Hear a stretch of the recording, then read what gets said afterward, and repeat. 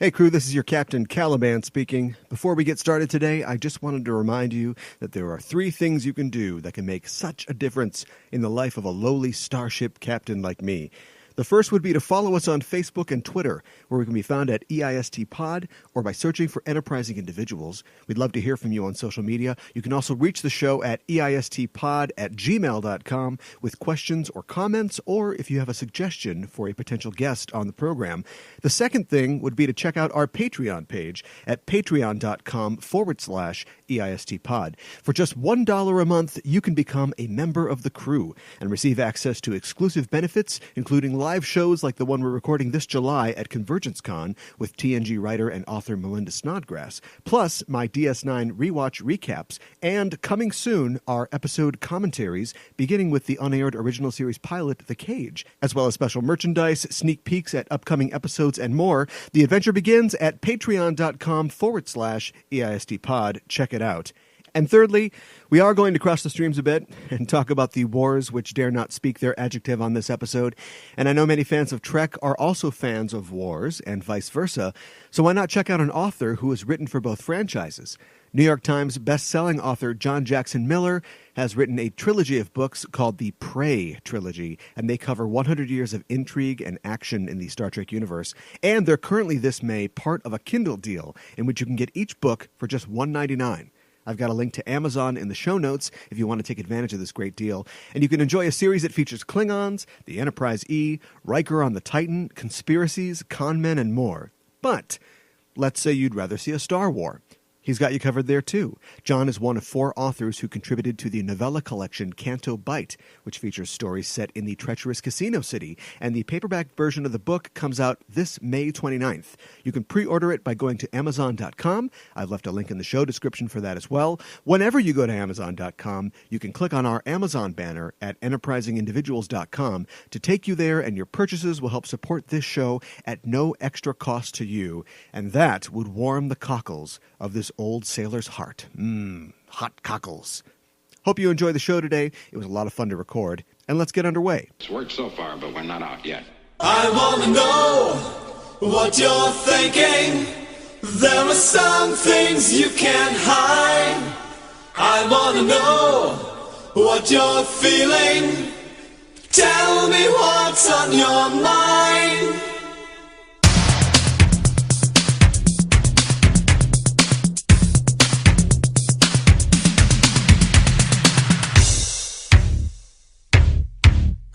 Pure energy.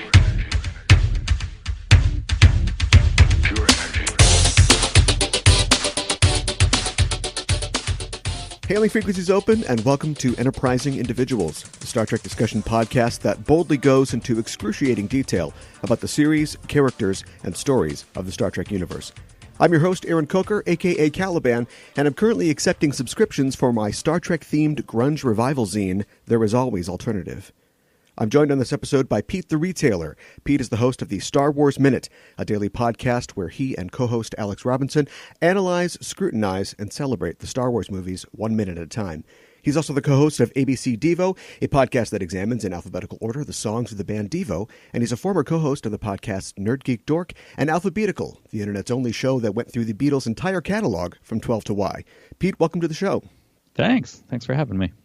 Great to have you. Permission to come aboard granted. Today we'll be talking about the Galileo Seven, the 16th episode of the first season of Star Trek, the original series. Immediately after the premiere of Star Trek in September of 1966, the character of Spock became a sensation among fans of the series. Leonard Nimoy, the actor behind the character of Spock, was taken aback by the flood of weekly fan mail he began to receive, and he would be regularly mobbed by hordes of fans when he appeared in public. The character was championed early in the development of the series by Gene Roddenberry, who sketched him as a capable officer and a constant reminder that humanity in the 23rd century had made allies beyond its own species.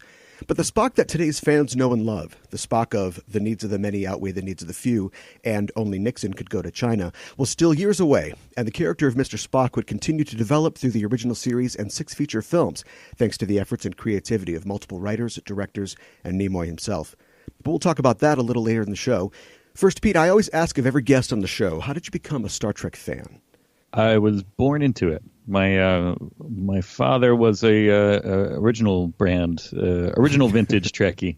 Sure. He loved it when it was on. and then it's always a a thing that was around, and we would get, there was a here in the New York area, there was a Pennsylvania public television station that would play some episodes like late Saturday nights. Okay. So that became a thing for a little while, and then when the Next Generation aired, then that was kind of it was always a kind of a bonding thing of sorts. And I've been warned about crossing the streams on this show in the past, but I think it's appropriate here. When did you become a Star Wars fan? Similar timing. I was about, not quite 2 when Star Wars came out, and so it was a natural kind of, they were the two easily intertwined. The streams were crossed early on. they came out I watched both with abandon. Yeah, I was totally into both, but the Star Wars was more, it was easy to find kids on the playground who were into Star Wars. You could play Han Solo with a kid, but it was further between to get the kids who wanted to be the Kirk to your Spock, or vice versa.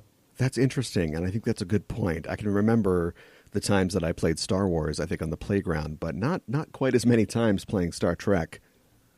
Although I'm sure that we would probably argue over who got to play Mr. Spock, because he's definitely a fan favorite character. Sure. How did the idea for Star Wars Minute originate? Coincidentally enough, it came from, I every time that Alex, my co-host, and I were at a party or anything like that, we would end up, usually end up off in a corner talking about Star Wars. And so we knew we wanted to do something with Star Wars, and he was having some success with his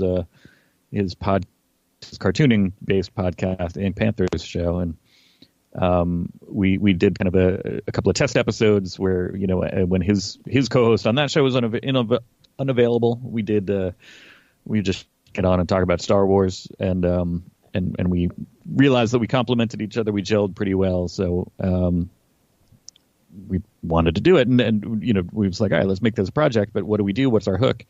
And I had been listening to a not to cross promote, or not to there's room enough for everybody, but I had been listening at the time a Star Trek podcast, a Mission Log. Sure. And I was like, oh, they're going through every episode in order, and I was like, well, we need something like that, but if we did it for Star Wars, there would just be at the time 6 episodes. That's not enough. And it's like, How can we break it down further? We need some kind of ridiculous kind of capital plan like this that's going to massive amounts of planning and commitment. That's what I need. Sure, right. And then at some point I said, hey, well, what if we just broke it down minute by minute? Then we'd have 120 episodes, just for the first movie alone. Went around to a couple of people. I was like, is this a good idea or is this a crazy idea? and famously the best answer was both. So right, yeah.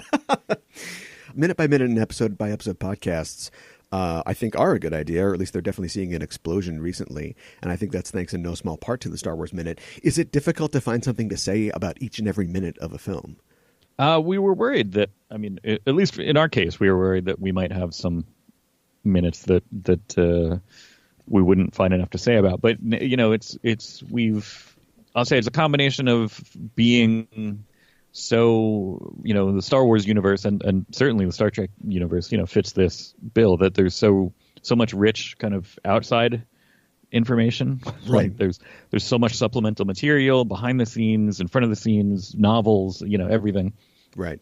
That we were pleasantly surprised to find that we never, even, when we were covering the opening crawl or the closing credits, like there's always something to talk about. Oh, sure. Yeah. At least for an episode length. And I'm amazed that, now in the kind of movies by minutes community, as it were, that, some of the movies, some of the franchises even, that people are committed to, I'm like, wow, I'm amazed and impressed that you can come up with something to talk about for every minute of that. But it makes sense. If somebody is, if this is your Star Wars, if this is your thing, that like, oh, I'm all about this movie, then you're going to find the stuff, you can talk about what it means to you, and especially having guests on, find out what those things mean to them. My Minute with Andre is a podcast I'm thinking about doing. Yeah. Going minute by minute through My Dinner with Andre. On your show, you talk about people's orders, how they sort of rank the Star Wars films. Do you have a Star Trek films order? If we just keep it to like the original cast films? Yeah, that's what I was going to say. I only really dig the original cast films.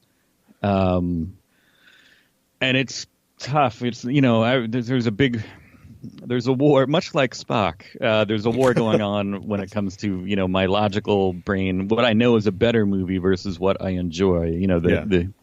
I had, in my collection growing up, in addition to bootleg copies of Star Wars and Empire, I had the motion picture. And so that was the one that I watched the most. And that was the one that I kind of, we had the soundtrack to that on vinyl. And it was very much kind of my Star Trek movie for a long time, and saw many of the other ones in the theater, and I had good experiences with them, but it kind of all stems from I think the one that I feel most at home with, that I would often call my favorite, is the motion picture. But okay, sure. After that, then it's I do love the even numbered ones. I don't hate the odd numbered ones. Maybe I love them a little less, but I really I will still much like how even the bad, quote unquote, bad Star Wars movies, I'd much rather watch them than whatever. Not to sound like an old man, but whatever high-paced action franchise is going on right now. I'd rather watch the Phantom Menace than the Fast and the Furious. But and so similarly, Star Trek V, I would, if it's on, I'll put it on and I'll watch it. Yeah, it's a sort of I think the term comfort food gets overused, but yeah, for all its flaws, I could. If it's on somewhere, it's one of those movies that I finish watching. Yeah. Oh, absolutely.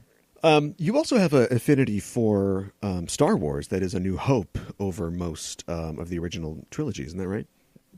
Star Wars is such a, I think it's more successful in terms of being a quote unquote good film than the motion picture.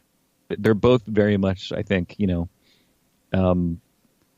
excellent kind of first cracks at this universe. Star Trek, it was basically a new, entry into Star Trek. And for a lot of people, it might have been their first, entry into Star Trek. And so, I love Chapter 1. So I love, sure. Yeah. I like Fellowship the most, probably out of the Lord of the Rings movies. I love getting the band together, kind of, opening acts. Right. And it's, I understand there's lots of good other stuff with character work, and you get it. Once you establish stuff, it's more fun to go deep into how they interact. But I love that kind of opening up a whole new world of wonder. Yeah, so it's gonna win with me. Yeah, starting a story, it kind of does half the work for you, and I think there's a converse effect in that it's hard to end something.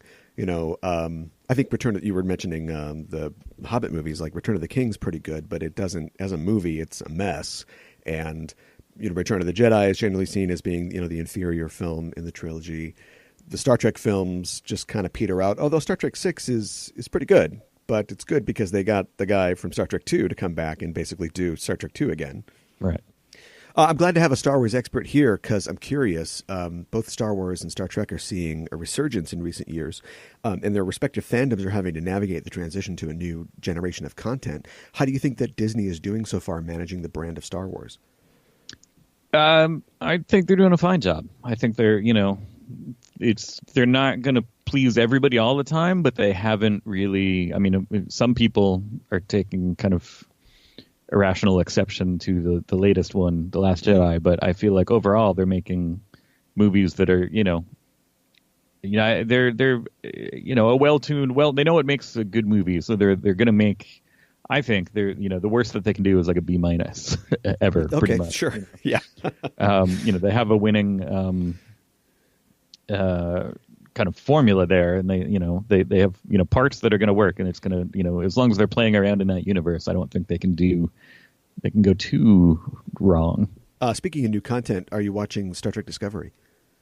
I watched the first episode, and I'm not out of distaste. I just it didn't grab me right away, and so I put it kind of on a shelf. And sure, I have plans to, but I'm also not like the original series is very much my Star Trek. I've seen, all the episodes multiple times, and Sure. Next Generation, I watched it when it was on, and then after that, I start to drift a little bit. I've seen very little of Deep Space Nine, and a handful of Voyagers, and only the Enterprise ones where they interact with the original series stuff, because it, Right. stuff like that, where it's, so I'm very much about kind of the original series and the original crew films, and I'm not saying the rest of it isn't Star Trek, but it doesn't have that hook for me as much as a lot of the other stuff. Yeah, I'm always interested in how a brand is sort of managed, and sort of over time how they continue to get sort of things out of it. When I was in college, and this is prequels, I had my Star Wars VHS box set, and I was going to give it to my child, one day. And then the prequels came out, and they weren't great, but at least I thought, okay, that's it. We've got 6 films, and now we're looking at a future for both Star Wars and Star Trek where there'll be films and shows that you and I will never see. We'll be long dead, and these things will still be coming out. Yeah. Do you think that there's a shelf life for a brand, or can you keep renewing a property eternally? I think it'll be, it'll lapse for a little bit and then come back. It's kind of like the stuff that inspired these. I was while I was editing the other day, I tend to put stuff on just that'll be visually interesting on the TV with the sound off while I'm editing a podcast. Just so every once in a while, when I look up and take a breath, it'll be something vaguely entertaining to look at. And I put on some episodes of Buck Rogers, and then decided to read, the 70s show Buck Rogers, and decided to then read about the history of it. And it's, that's, getting close to 100 years old, I think. Oh, yeah. Or it's, it's maybe not 100, but it's getting up there in years, and it kind of, that and Flash Gordon and stuff like that, where it kind of keeps coming back, and it'll be popular for a while. It'll have a serious resurgence, then kind of drift. And I think we're headed for that. It'll go in cycles. I don't think sometimes there won't be new material for a little while. That'll be fine, but it will, Right. It'll never completely die. There'll always be something kind of like, oh yeah, in the works. Sure. Are you looking forward to Solo, which is not a Mario Van Peebles movie, I've been told? A little less so now that I know that Well, not yeah. Van Peebles driven. Sneak him in there. Yeah, I am. Cautious optimism is the byword. That's what we keep saying. And I there's a lot of things, kind of behind the scenes things, to make people cautious.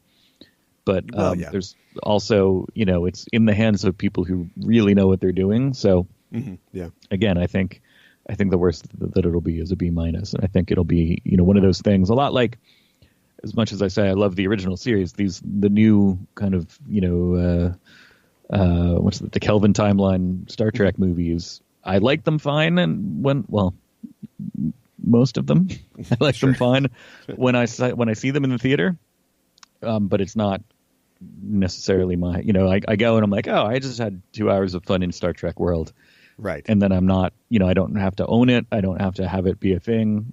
It's just like, oh, that was a good time. Yeah. And that's really all I'm looking for out of most of these. And with Star Wars movies, obviously it's different. That I know that 3 years from now, whatever comes out, I'll have to dissect and really get into. But Is that your plan then, to just keep going, as long as you can? yeah, but when we started, it wasn't, because the Disney deal hadn't really happened yet. When we launched, and we were just going to do the first movie and see what happened, and then we were going to do the trilogy and see what happened, and then we were like, well, we might as well do the prequels, and now they're cranking one out every year, and we're doing a season every year. So as long as we keep it up and they keep it up, we'll see. Is there a spreadsheet somewhere that says okay, 2023 we'll hit the end of The Last Jedi, and then we have to start on the next thing? No, I mean, it's basically cyclical. We timed it out. We do about 6 months on, 6 months off. So it works out to, per calendar year, they're coming out with one movie and we're covering one movie. So we have a kind of constant, not a foot race, but, we have this constant cushion, constant buffer, that we know, it's always, okay, the thing that's coming out this year is 3 years from now. That's what we're talking about. Okay. So. I want to talk real quick before we move on about your interest in music. You've got Alphabetical and ABCDevo. How did your music fandom start? Fairly pedestrian. I don't know. Nobody was Do tell. Nobody was super into pop music in my family. I mean, my mom got me the White Album, I think, for my 12th birthday or something like that. So that was a good entree into that. But Yeah. you know, a lot of the stuff that I liked when I was being a nerdy kid, I liked, comedy kind of stuff. I liked, my friend and Alphabetical co-host Adam does a show called Your Favorite Album. When I was trying to think of what's my favorite album of all time, I went back to my first favorite album, which was Chipmunk Punk.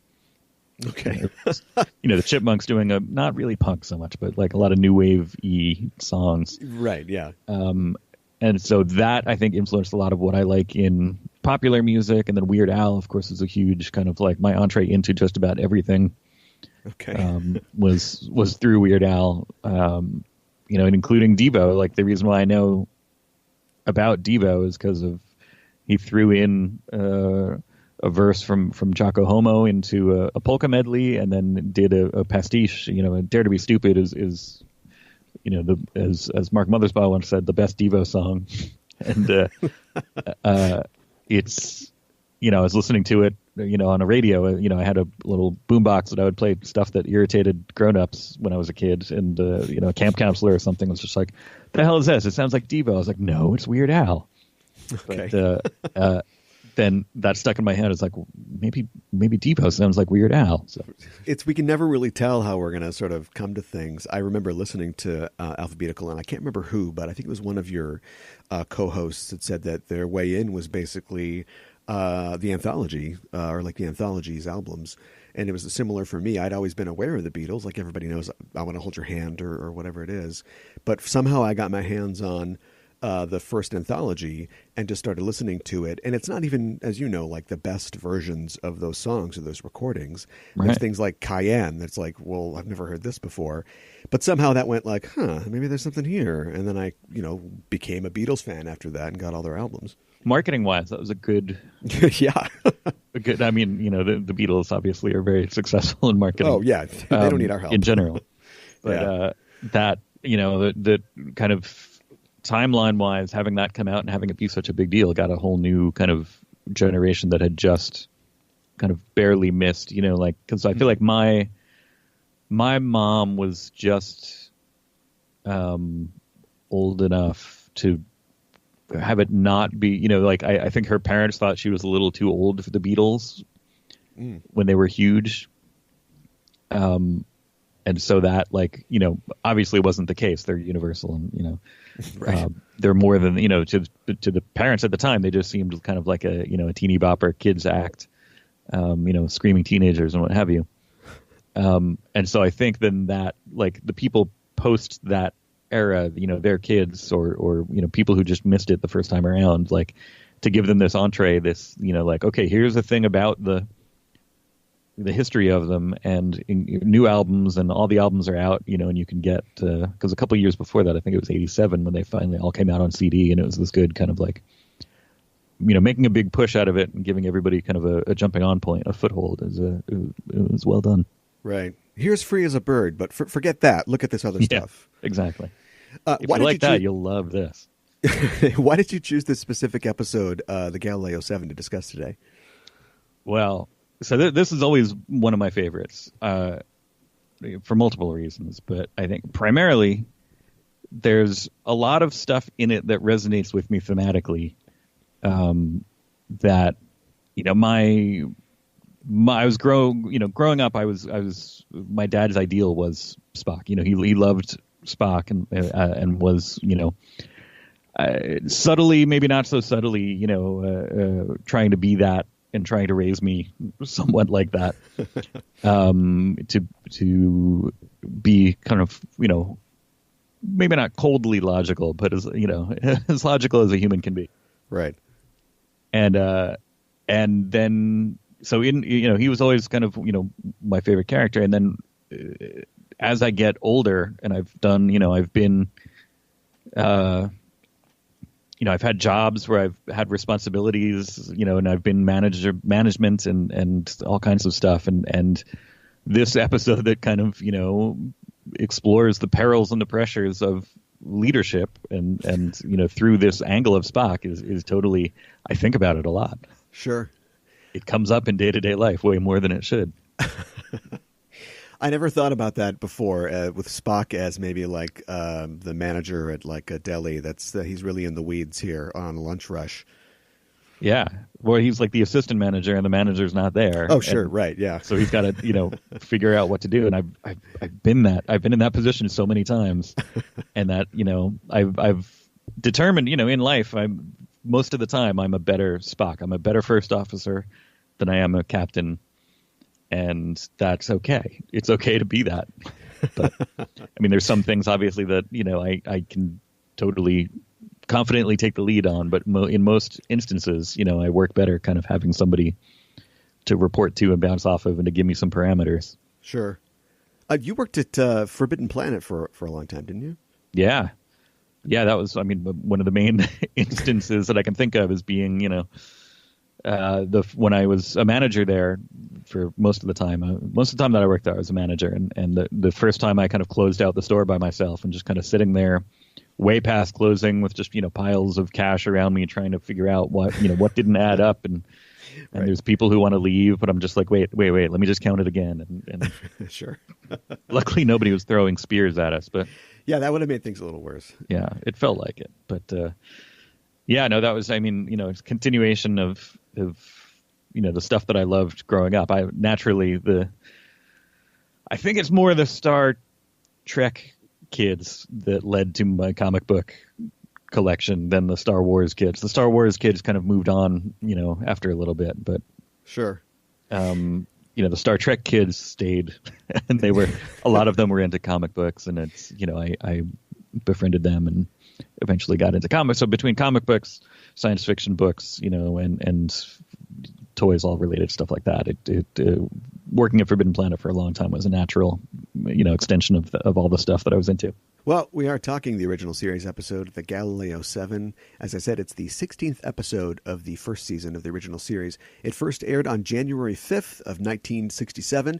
The story for the episode is by Oliver Crawford. Crawford was a television writer and a novelist who wrote 3 episodes for the original series, Galileo 7. He wrote the teleplay for Let That Be Your Last Battlefield, and he co-wrote the story for The Cloudminders with David Gerrold.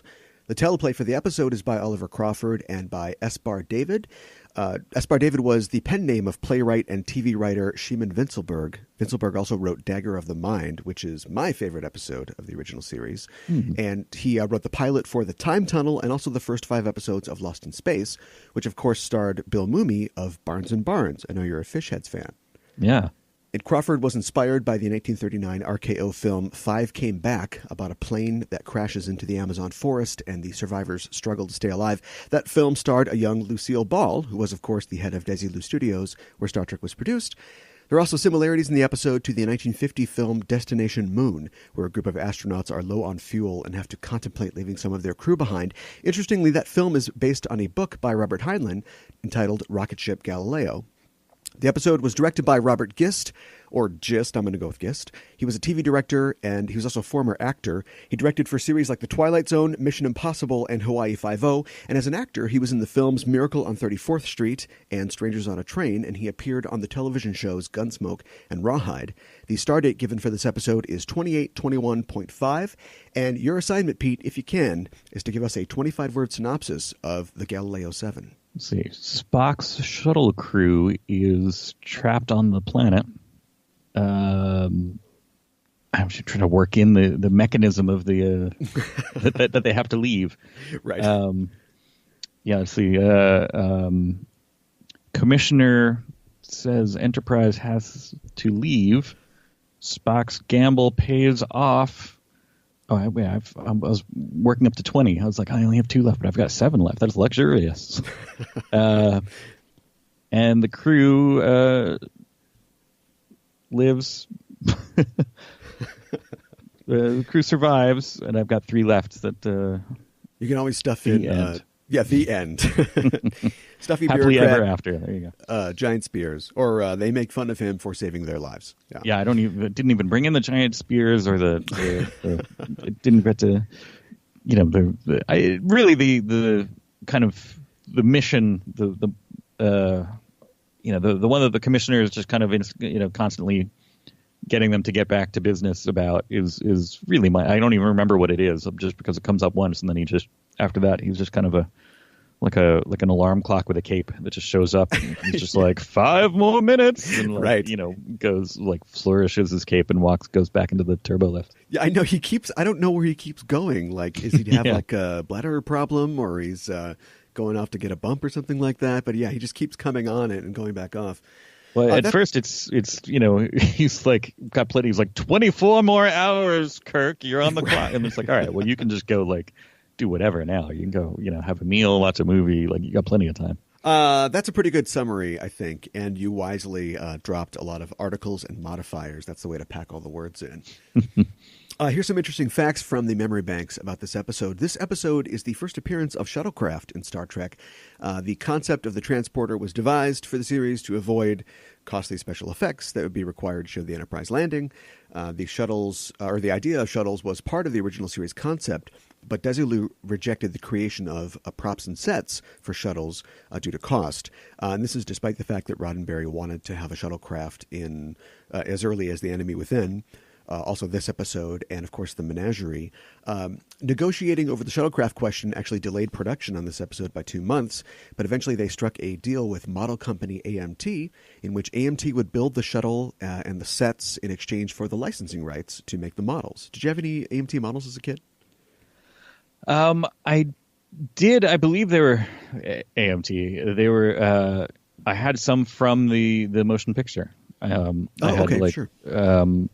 I had Spock's shuttle that he pulls up to the the Vulcan shuttle that he pulls up to the Enterprise in, and I think maybe like a Klingon ship. But okay, sure. Like a lot of projects and other things, they ended up maybe like 80% complete, and then kind of lingering. I don't think I had the patience for models. I didn't have a lot of models when I was a kid, but if you had the Enterprise model from the motion picture, you could put it together, then you could put your soundtrack on, and you could just kind of stare at it from different angles for 20 minutes. There you go. It's like the movie. Right. All shuttlecraft in the original series that appear are the Galileo. Technically, despite its destruction in this episode, stock footage of the shuttle was used for all the subsequent shuttle appearances. In the shuttle's final appearance in the Season 3 episode, The Way to Eden, the full-scale model was repainted to read Galileo 2 to reflect the fact that this is a different shuttle.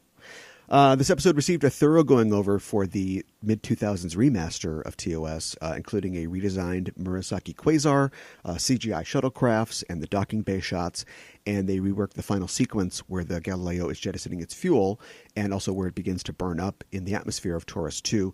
And this episode marks the first appearance in Star Trek of the rank of Ensign, as Ensign O'Neill is mentioned in the episode. Because he meets his death off-screen, one can only speculate on what color his shirt was. Guest stars for this episode include John Crawford, who appears as Galactic High Commissioner Ferris. He's probably best known for portraying Sheriff Bridges on the family drama The Waltons, and he appeared in films and shows throughout the 50s and 60s and 70s, including Lost in Space and The Time Tunnel. Reportedly, he did not have a very good time on set, and he clashed with Shatner a lot during filming. Although his character is a bit of a bully and a bureaucrat, that's two things that Kirk has no patience for, so maybe it was a bit of method acting. I'm a little disappointed that he doesn't get his comeuppance at all. He doesn't get his see, the button at the end of the episode doesn't give him. It's them kind of giving Spock a hard time instead of him being like, and see what you would have had these men die, and right, yeah, like, you were right, Kirk. Nothing like that. He's just presumably just kind of steaming away in his office somewhere. Yeah, it's kind of a moot point, and I think I'm not sure this is really what it is, but I think it's kind of because there is no right answer, really. Like, Kirk is just following orders. There's this, especially in the new films, there's this cultural idea now that Kirk is this maverick that just runs off half-cocked and does all this stuff, but he was really like a very by-the-book type guy most of the time. And so they've got a little extra time. He's got this order to study phenomena and things like that, and so he's doing it. And the commissioner is completely right. It's a plague, I think. There's always a plague somewhere on some colony in Star Trek. Yeah. And so they've got to get the medicine to them. And so they're both kind of doing the right thing, although Ferris is a huge jackass about... In fact, they even put specific inserts in where he's sort of like looking arch when they announce that the shuttle's been lost or something like that. So they definitely set him up as a villain. But to have him get dumped on at the end would be a bit against the spirit of Chain of Command, I think. Although I would have liked to have seen it. There's a continuity, I think, between these early Federation or Space Probe Agency uniforms that we see up to going through Enterprise and into Discovery, I think. They're both navy blue, and they feature like silver or gold piping. You see that on Garth of Izar's uniform and like the jumpsuits on Enterprise. So even though, some fans take issue with the look of shows like Discovery in comparison to TOS, I think you can see the same kind of sartorial DNA, that same kind of continuity going through up until they just start wearing colored T-shirts. Right. Yeah, and this is also, whatever continuity, they kind of they make some issues for themselves, but then they also try to they keep it in the same ballpark most of the time. But again, motion picture had the weirdest change into yeah, like terry cloth rompers, and then then brought it back into a kind of complete change again, but into a kind of more traditional military looking thing that. Right. That even that doesn't really, it shares a little bit of DNA with this stuff, but I'm fine with all the stuff that they've, design wise. Again, I'm not holding any of the other stuff to the fire. I'm not saying I don't like Enterprise. I'm just it just hasn't grabbed me yet. I'm sure one day I'll sit down and watch all of it. Sure. Hopefully not in one sitting, but you've got a lot of time left. That's the way I look at things. I have a lot of time left. Exactly. And so I got to start parsing these things out. 50 is when I'm going to get into botany. That's when I really want to start studying herbs and things like that. Ferris's uniform has a flowery undershirt, like a paisley kind of collar. And like you mentioned, I don't think it's even a cape. I think just his arms have little capes. Which is particularly distinctive. I don't know if high commissioners get to pick their own tailors, but that seems like that's what's going on. Like maybe the normal, the outfit is pretty standard, but he added the little flourish there to be right. Or maybe that's what makes him a high commander versus just a commander. Right. When you're high commander, you get the paisley. Right. Lieutenant Boma in this episode is played by Don Marshall. Don Marshall is best known for playing Dan Erickson on the Irwin Allen-produced television series Land of the Giants. In fact, his work in this episode was good enough, the studio liked it enough that they wanted to bring this character back for later episodes, but his commitment to Land of the Giants meant that he wouldn't be able to return. Land of the Giants is about, wait for it, a spacecraft that crash lands on a planet inhabited by giant people, just like this episode. Imagine that. Yeah, weird. In another interesting set of circumstances, Marshall appeared on Roddenberry's previous series, The Lieutenant, and in that episode, to set it right, Nichelle Nichols played his character's girlfriend, and then later on, the two of them played husband and wife in a 1964 TV movie called Great Getting Up Morning. And he went on to have many TV and film credits, including a supporting role in The Thing with Two Heads, which somebody should do a minute-by-minute podcast on, for sure. The Thing with 2 minutes. They could do it 2 at a time. 2 minutes, yeah. Nice. Peter Marco plays the ill-fated Lieutenant Gaetano.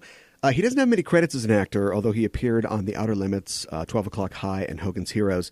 This was his last known acting appearance, and I only bring him up so I can play my stupid new little game, In a Mirror Dorkly, where I point out that if you squint and have hot sauce thrown in your face, a certain actor looks just a little bit like another actor. Previous subjects of the show include Charlie Brill from The Trouble with Tribbles, who as Arn Darvin looks just a little bit like a prep school John Lennon, although the neuro suit is doing a lot of the work. And Stephen Marlowe, who plays Zabo in A Piece of the Action, looks just a little bit like a Dixieland Mark Ruffalo. Trying to get this game off the ground. So Peter Marco in this episode looks just a little like Fred Armisen, but specifically when he's playing Obama on Saturday Night Live. Just a little bit. Yeah. I can see it. Yeah. Side by side. And this one is a real stretch, but John Crawford as Ferris looks just a little bit like what you'd get if Fred Gwynn and Trey Parker were in a transporter accident. No, not 90s Trey Parker, all sweaty in a silk shirt with the frosted tips. This is like mid-2000s Trey Parker. He's in a blazer. He's salt and pepper. Businessman Trey Parker. Yeah, he's got a little fringe, some little bangs there. If you played this game with Star Wars, I was thinking about this, you'd be picking the same actors. You'd be like, wow, Porkins looks like the top men guy from Raiders. Right. Or General Veers looks like Donovan from Last Crusade and the guy from View to a Kill. Yeah, totally. It's, all those, we like to bring that up whenever we find them. It's like, oh, this guy was also, and it's usually the stuff that was filming around the same time at the same place. So all those, is it because they were all filmed like around like Pinewood Studios or like in London? Yeah. So it's all, Superman 2, any James Bond movie from around that era, like late 70s, early 80s James Bond, and the Indy and Temple of Doom, and Raiders, Temple of Doom. That's partially just kind of same casting, whatever. They knew who they liked, but right. I'm trying to remember there's another one or two weird I can't remember the name of the movie, but there's a totally not genre movie that was filming around the same time too that a lot of people pop up in. It's like weirdly, it's not From Here to Eternity, but it's something. I'll think of it. Okay. But it's a weird like, oh, okay, like I know some of them are in Gandhi, but then there's another one that's like similar but has more of them in it. Okay. Have you seen what is it? Elstree 1976, the documentary about shooting in that area around making Star Wars at that time? I did. I heard a lot of people kind of not badmouth it, but they were just kind of, it got a lukewarm response from the people I knew who saw it. So then by the time I went to it, I was expecting it to not be great, but I really enjoyed it. Oh, okay. Because it wasn't representative, or because it just wasn't like put together well? Like, what was their argument with it? I don't know. I think that maybe they just, walked in expecting more. Okay. But I think that hearing people kind of, like I said, nobody hated it, but enough people were just kind of like, oh yeah, I watched it. It was okay. And it's like, oh, all right. I guess maybe it's not that great. Then when I went to watch it, it was like, oh, I really like that. Okay. Well, I think I've held back watching it, I think for the same reason, because you see that it gets like, 3.5 stars out of 5. And it's like, maybe later. But if Pete the Retailer says, go see it, I'll go see it. Well, it's not a must see. Oh, now you're pulling back. Well, I need to temper your expectations. Okay. All right. It's all right. I love that kind of stuff, though, that behind the scenes kind of stuff. Oh, yeah. Yeah, totally. Me too. Well, let's talk about the episode itself. In a literal galaxy of fascinating characters, I have to say that Spock is probably my favorite. And the producers of the show back in the 60s, they knew what they had in their hands. At least they eventually did, with the character and an actor like Nimoy behind him. And in this episode, they finally give the character a chance to stretch his legs a little, and we get to see his philosophy of logic on display and how it helps, or hurts in this case, in a command situation.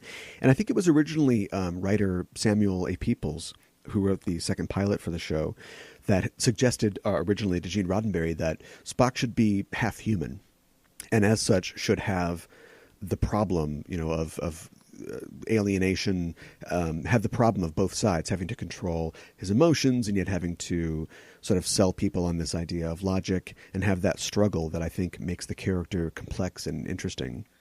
I tend to forget about his human side sometimes. Yeah, me too. And then I think, because he's around humans a lot, they just see the Vulcan side more. But there's a lot of times where he's a little bit, even in this, he gets kind of, besides the kind of climax, there's times where he gets a little emotional, more so than, his father would be proud of, I think.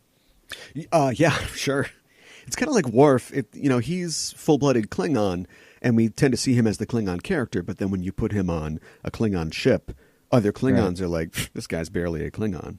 So if we had some kind of episode where Spock goes and serves on a Vulcan ship, I'm sure that they wouldn't accept him quite the same. Yeah. Why is everybody so racist in Star Trek that aren't humans? He's a complex character. He's also a character who is supremely capable and supremely confident, and I think that makes him attractive. We talked previously on a previous episode of this show about the idea of competency porn.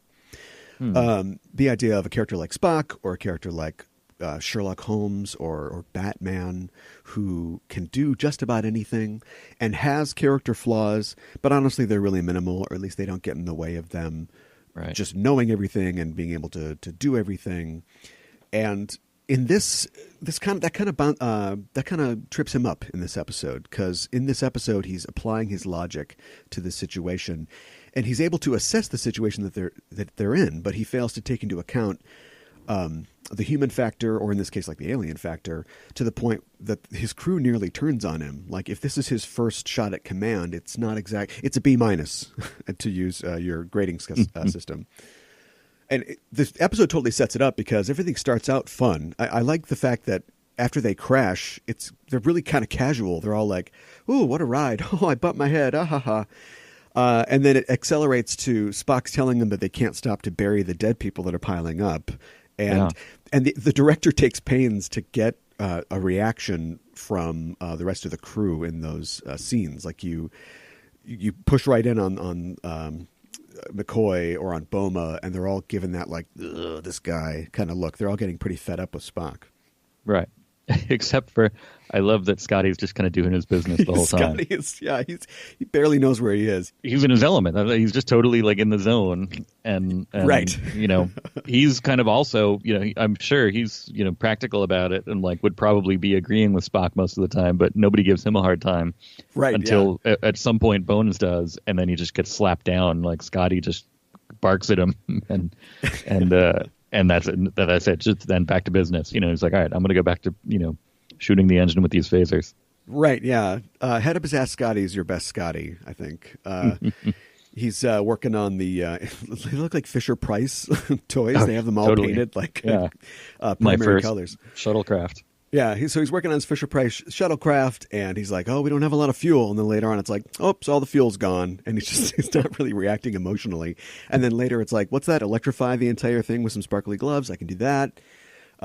He's not a factor in this, but definitely the rest of the crew is a factor. The rest of the seven, and that's something that I've always liked in Star Trek in general, is that when they don't focus, we've got our Spock, we've got our Kirk and our McCoy, we've got our heroes, but when it focuses on the fact that they do have to work together as a team, and that one person's vision or one person's skill or drive isn't going to be the only thing that's going to get them through these situations that are, more than just your everyday sort of problems.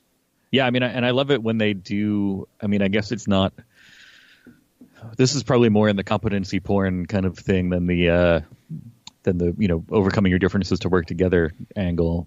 But I feel like they do that really well in Next Generation a lot, where you'll just have that, you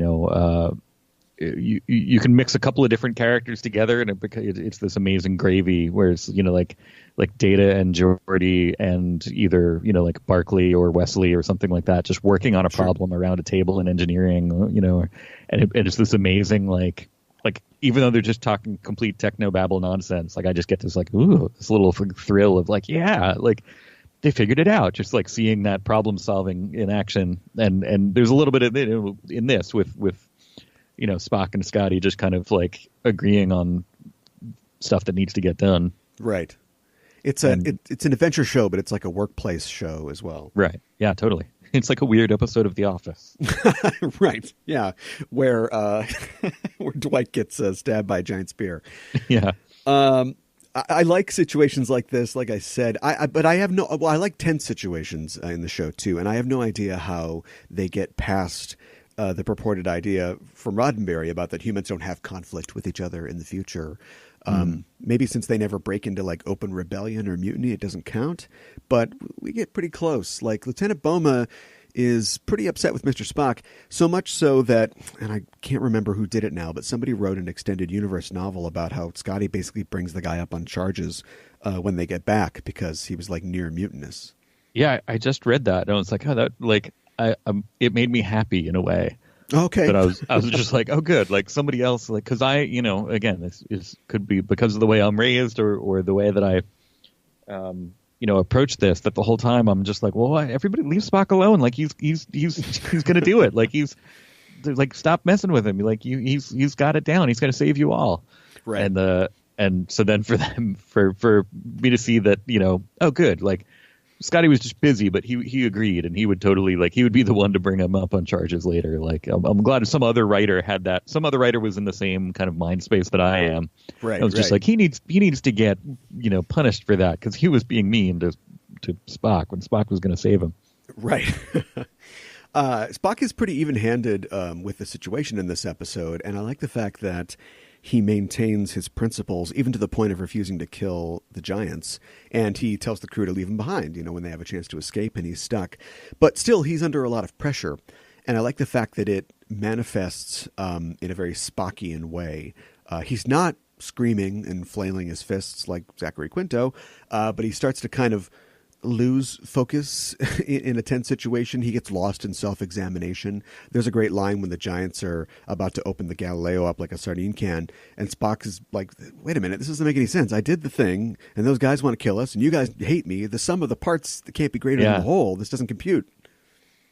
Yeah, so that's a very, it doesn't, even though it to the crew of the Galileo, it seems like a very Vulcan moment. It's a very human moment. I think it's this human half kind of second guessing his Vulcan half, which is, it's very Spock, but closer to the surface because he's under so much pressure. And normally it's this kind of stuff that plays a lot subtler in his mind and doesn't affect him that much. But here he's just kind of having this logical breakdown. Right. Yeah. Smoke's coming out of his pointed ears. At this point, the crew doesn't know that he's Spock. There's no real continuity on the show, but he hasn't saved the ship over and over again. And of course, there is no continuity in the show because, I think 2 episodes back, he stole the entire ship and took it to Talos 4. Right. But we don't really count things like that in the original series. Quick sidebar: what do you think of Zachary Quinto's portrayal of Spock? I like it. I think he does a good kind of a pretty. Faithful without being kind of like a faithful adaptation without being kind of slavish to it. Okay. He's a modern take on Spock, and I think he brings some things to it. I like that it's really I'm such a nerd that just throwing a little time travel wrench into the beginning of that timeline just soothes so many potential wounds. Like anything nitpicky, it's just different timeline. Yeah, everything changed. That one thing changed everything. So this isn't exactly the same way the old Spock would be, but this because different timeline. Because one thing happened differently. So who knows? Yeah, it's like the butterfly, but in this case, the Kelvin explodes, and then Spock is a little different on Vulcan. It was recently announced that Quinto will be hosting a revival of In Search Of. So as far as that's amazing. The Nimoy career path goes, I'm guessing his next step is to release a cover of the Ballad of Bilbo Baggins, and then if only maybe direct a Ted Danson movie, I guess. The character of Spock, he goes through a lot of changes from the beginning of the series to Undiscovered Country, the last full original series movie, and they're all ones that could really tamper with the core of the character. I mean, he loses all of his emotions in the motion picture. He basically has his mind reset after he's brought back to life. He has to deal with his half-brother. And then finally in Star Trek VI, we see a Spock who has, I think, fully mastered his two sides. It may be logical in the course of the movie or the events of the movie. It might be logical to strike, diplomatically speaking, while the Klingons are weak and in disarray. But it's also a move of compassion on his part, I think, in wanting to preserve the Klingon culture. And he even deals somewhat emotionally with Valeris's betrayal and also the shortcomings that he sees in himself. Yeah, and I as soon as you said that, I thought of the kind of his response to Valeris. Which maybe, if you step back behind the scenes, makes more sense if that whole arc was Savick. But, well, yeah, right. But also then just kind of his, you get it enough in that movie. It's a well enough made movie that you get this sense of him being kind of proud of his, his new protege. Yeah. And that kind of turning him. But yeah, no, he has a great, and it's him, not only is it kind of writers becoming more comfortable with the character, as time goes on and developing new wrinkles, but Nimoy becoming, playing him for so long and just being kind of knowing exactly what Spock is. Yeah, I think there's a big difference between it's 1967 and Theodore Sturgeon writes something and Nimoy's like, I don't know if I do that, to 1991 and Nimoy's like, yeah, so I'll be doing this in this scene. People are like, yeah, okay, sure. I think he says, too, in Star Trek VI that he admits that logic is the beginning of wisdom and not its end. So I think it's great that the character gets the sort of development over time and also the kind of send-off that you don't usually see in long-running franchises. I mean, I'm not a huge Fast and Furious fan, but I'm guessing Dom isn't quite as well drawn as Spock is. Could be. I again, maybe. Every time it's on, I switch to Star Trek V, so I'm not sure. Right. Logic is the beginning of wisdom. There's always been like a head versus heart dynamic in the original series, usually embodied by the trifecta of Kirk, Spock, and Bones. You know, Spock is the intellectual, Bones is the passionate one, and Kirk strikes a balance between them.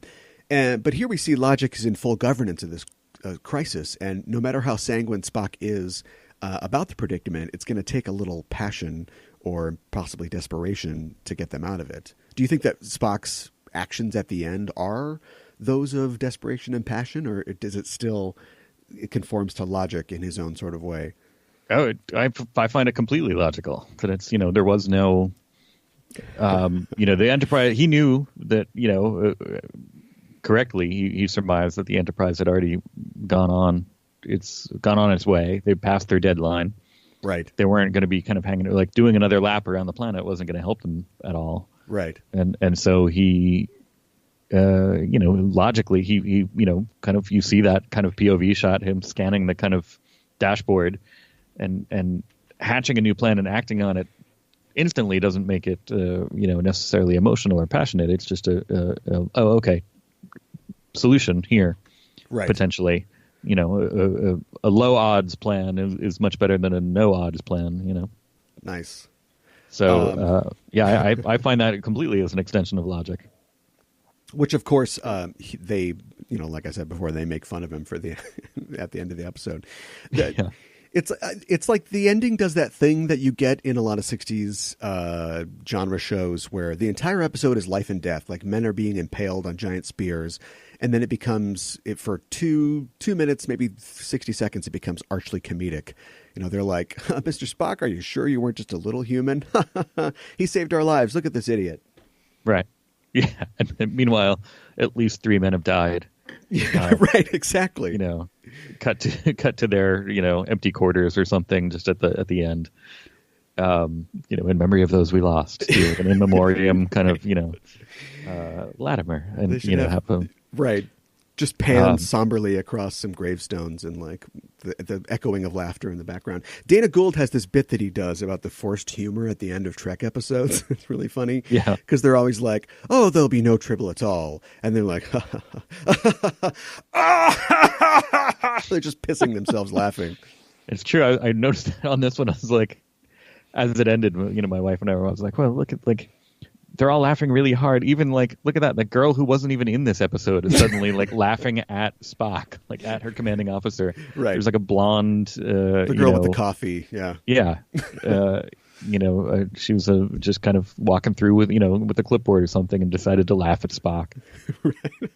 Which again, my wife was just like, it's really not nice. They're like, why are they're being like racist, or it's his essentially his religion. It's like, right. I think we said it's like they're all just like consistently trying to get him to eat pork or something. They're just kind of like, are you sure you were, that wasn't human emotion? Like, right. Yeah. They're just like dangling, pieces of ham in front of him or something, and he's just like, no, I'm fairly sure that this is how I live my life. It's terribly cruel.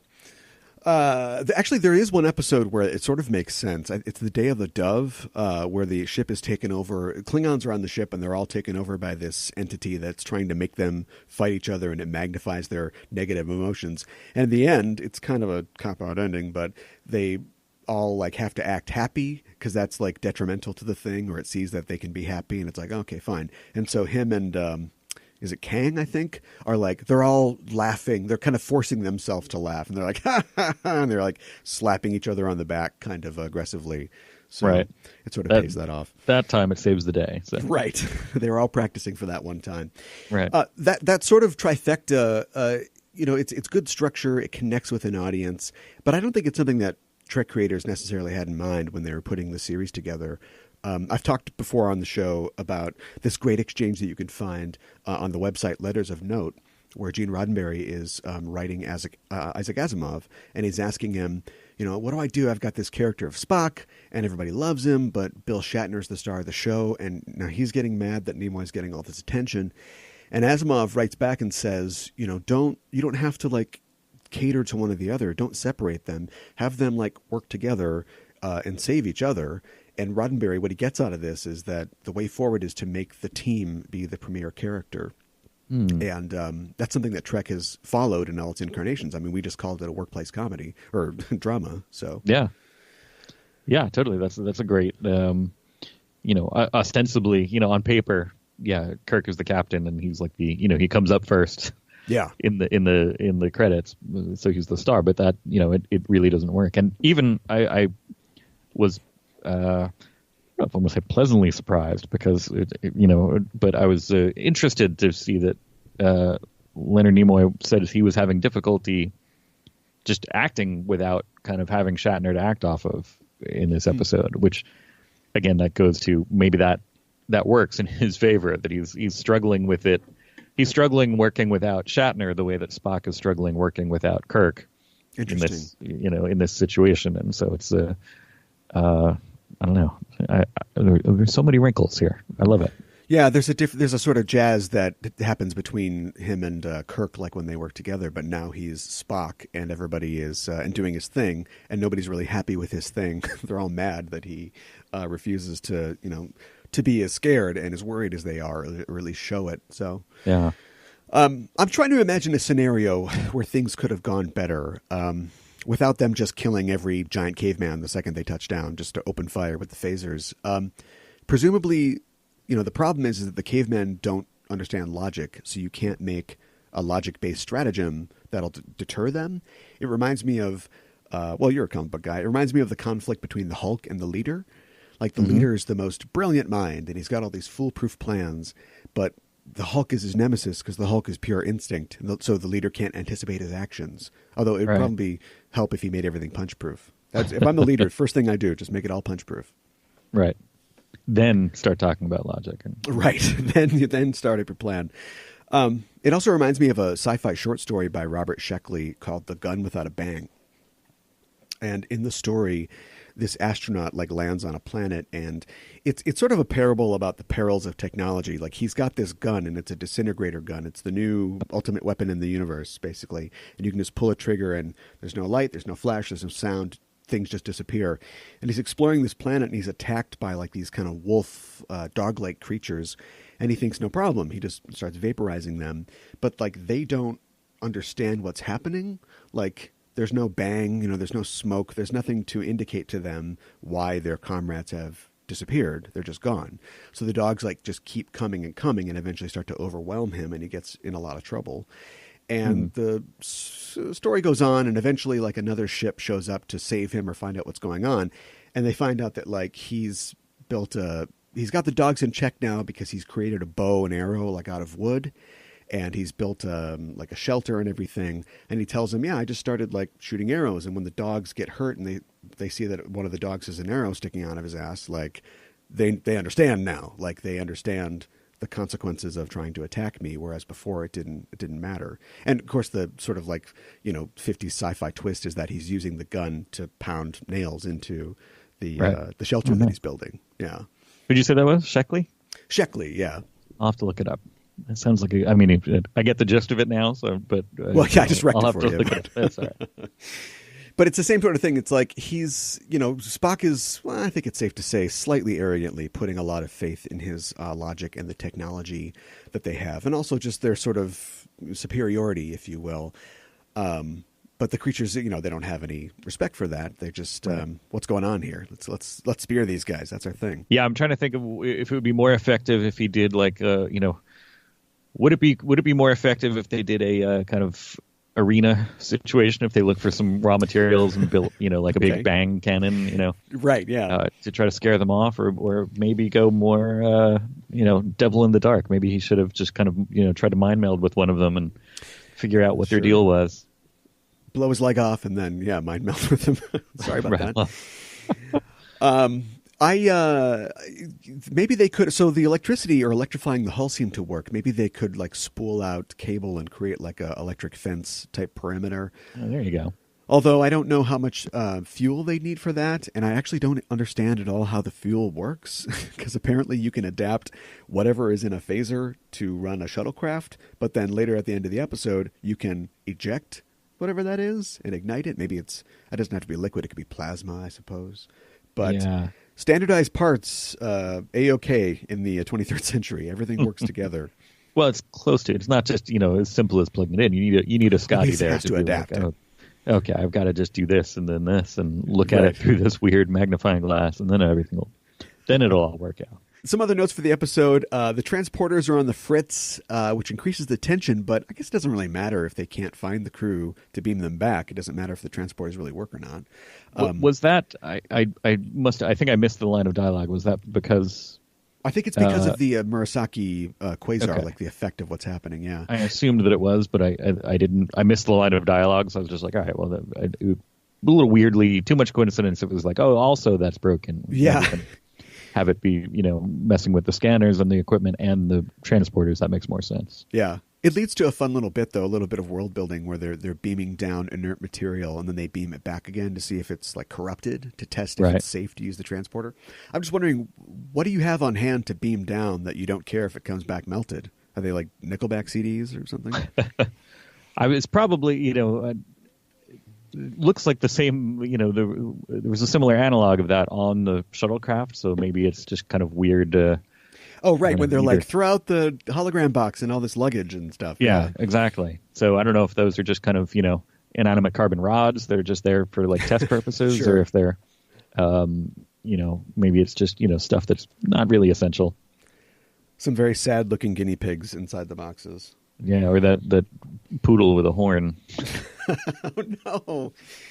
Actually, speaking of music, actually we weren't Nickelback, but I want to bring up music. When the crew is skulking around through the fog on Taurus 2, there's always this sound that accompanies the appearance of the giant cavemen, and I would swear that it's a sound made by a percussion instrument called a guiro, which is the one that's like it's like a ribbed gourd. It makes that zzz, zzz, zzz, that sound. Oh yeah, okay. It sounds like corduroy pants, when you walk in them.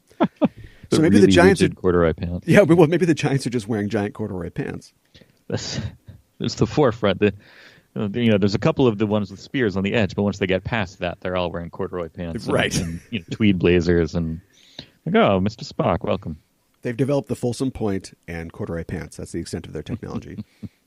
There's a shot in the episode after Latimer gets speared where Gaetano slides down the hill to where he is, and half the screen has clearly been obscured in post-production by fog, and apparently it's because the censors thought that the guy laying there with the spear just coming out of him like a flagpole was too graphic. Yeah. I was this watching it for this was the first time that I watched the remastered one. Oh yeah, sure.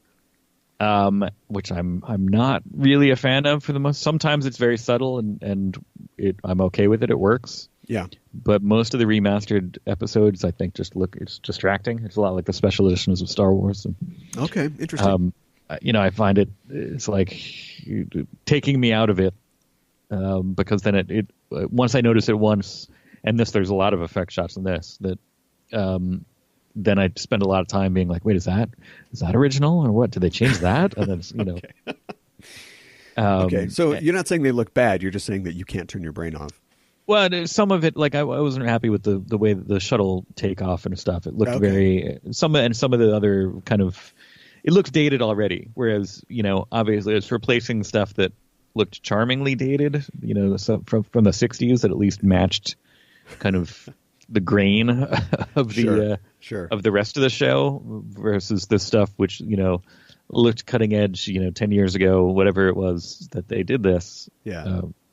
Probably more now, but now looks dated and looks, suddenly it's like, oh, I was just watching Star Trek and now it's, Beyond the Mind's Eye or something. What happened? Like there's a CG demo going on. In search of, yeah.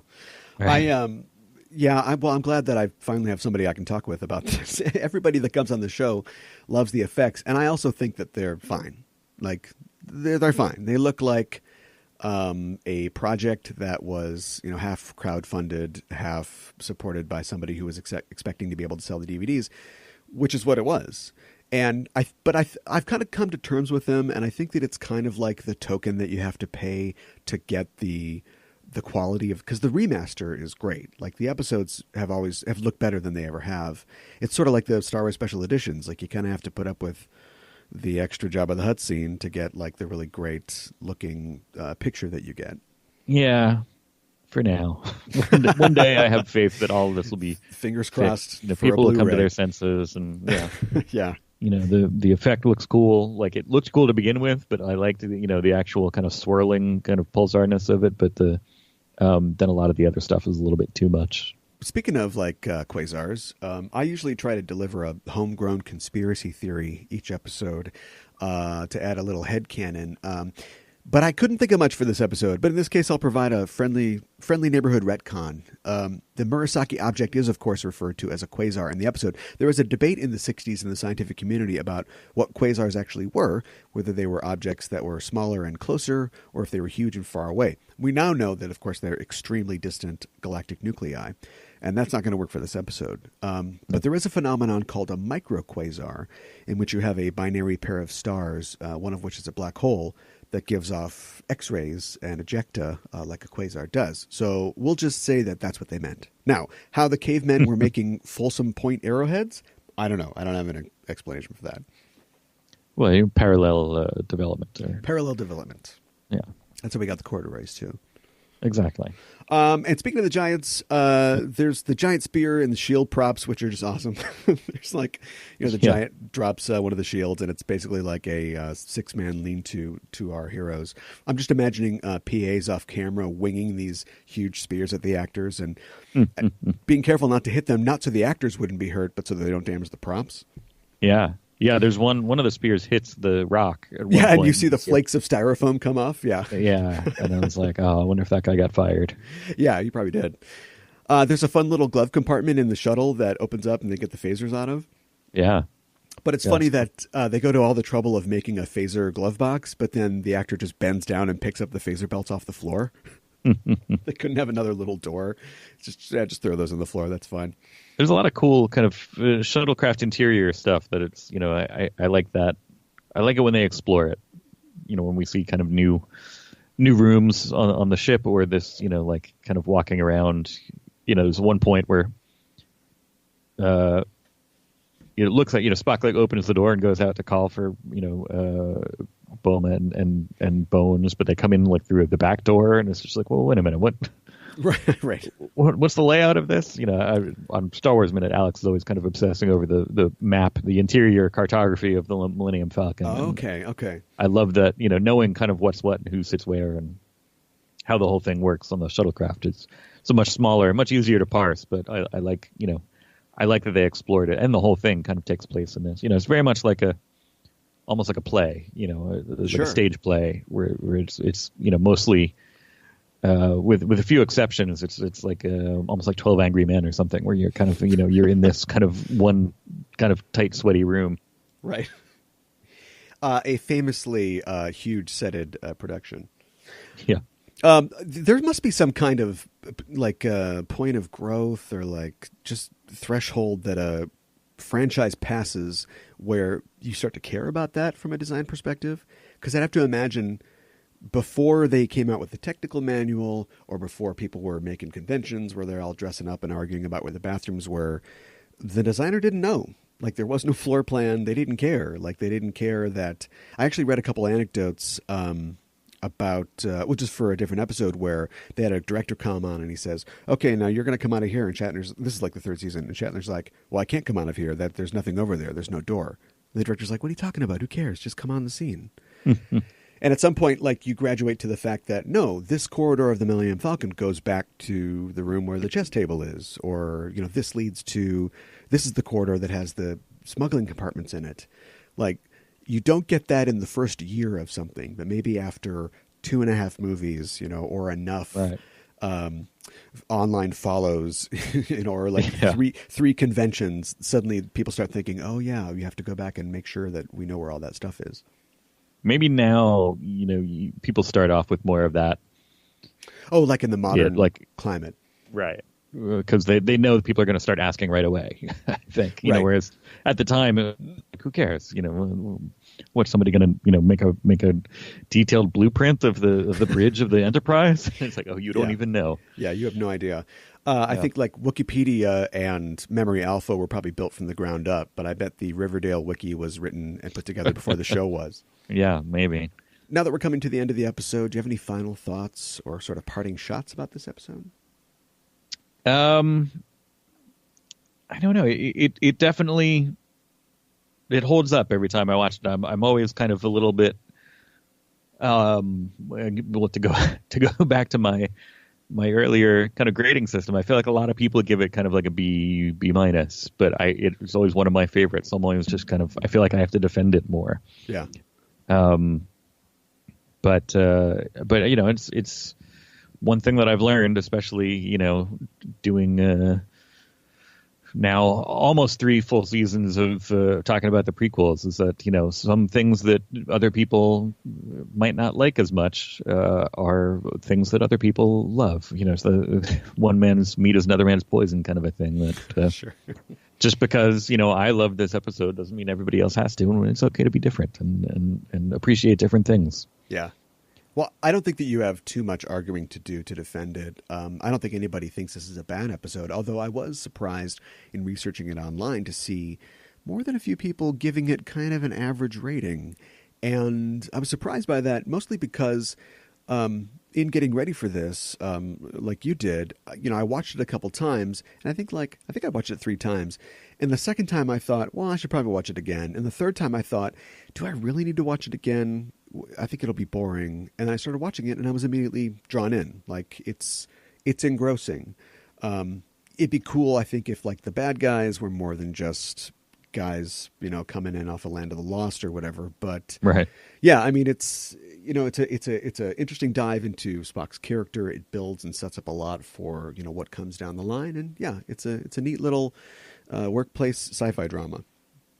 Yeah, which we need more of. Yeah, we definitely need more of. Well, let's talk My Space Dad Can Beat Up Your Space Dad. Who's your favorite captain and why? I think you said My Space Dad. Like the My Space Dad. I was like, wait, what? Who do you have on your wall for captains? It's tough. You know, everybody brings something different.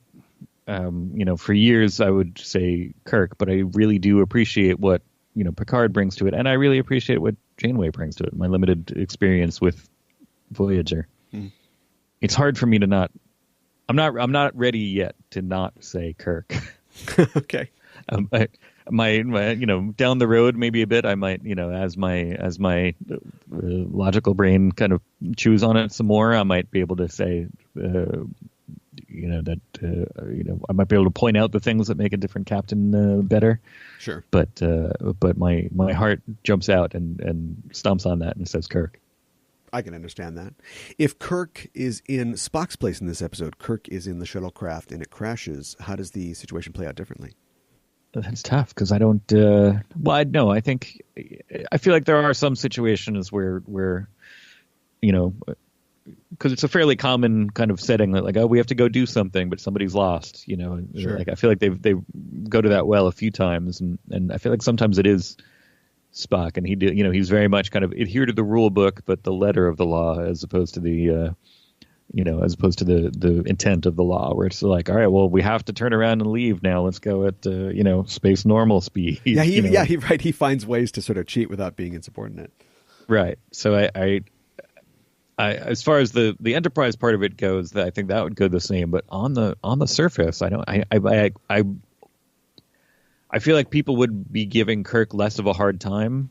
You know, they would just be following him right immediately, and maybe it would be his, you know, it'd be his bravado, his kind of, you know, he would be the kind of, you know, maybe jump in there first and, you know, punch him in the nose, you know, phaser set to kill first. That would cause the problems. You know, maybe they weren't necessarily going to attack the shuttlecraft, but then once, you know, he does something that causes them to, or you know, does something that leads to them, maybe not directly, but leads to them being riled up and attacking the ship or something. You know, it'd be different factors would play into it, but the end result would be the same. Sure.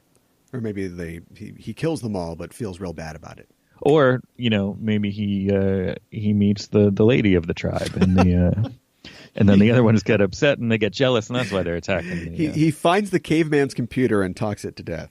Right. There you go. Now that we've reached the end of the show, you'll receive a commission and the rank of ensign. What department on the ship do you work in? I feel like I want to. I love the blue shirts, and I kind of want to say sciences, but then I think reality it's more kind of engineering, because I find myself to be a problem solver. I'm more of a glue guy than a specifically kind of So that's I'll go with. It doesn't bode well for my future. I'll go with a red shirt. I'll say I'm in engineering. You could be a social engineer. Like, there's always room in the diplomatic corps. Get back to that there you go. shirt. Yeah, so I want to be out there and see new exciting things. Well, Ensign the Retailer, thanks for joining me to talk about Star Trek and the Star Trek universe, and in part the Star Wars universe. If people want to continue the conversation, and they can, at EISTPod on Twitter and the Enterprising Individuals Facebook page, where can people find you online? On Twitter, I'm Pete the Retailer, all one word, no underscores or anything. But mainly where I'm found. If you go to StarWarsMinute.com, there's 700 and something episodes of me talking about Star Wars that you can dig into if you'd like. And then ABCDevo is just, we took a little bit of time off for the holidays, but we're back and going to finish out the Devo catalog. So if music is your thing, give that a try. Or there's Alphabetical, which we did we finished that, so it's complete. You can get the full set. It's alphabetical.com. Really, I don't do a project unless I can get the .com. So, okay, whatever it is that I'm working on, go to the .com. Sure. Any music projects like coming up in the future, like a Creedence Clearwater reviewal or anything like that? Every time we just recently had the Alphabetical crew get together to do a week of Star Wars Minute, and every time do that, we realize that we like each other and think about doing other stuff musically with them. So we'll see. Okay. We'll see where we go from there. Having done all the Beatles stuff, we might go on to some of their solo stuff, or maybe a different band with a similar kind of impact. Thanks again, Pete, for joining me. Sure. Thanks for having me. And we're signing off until the next mission. Hailing frequencies closed. It's on your mind.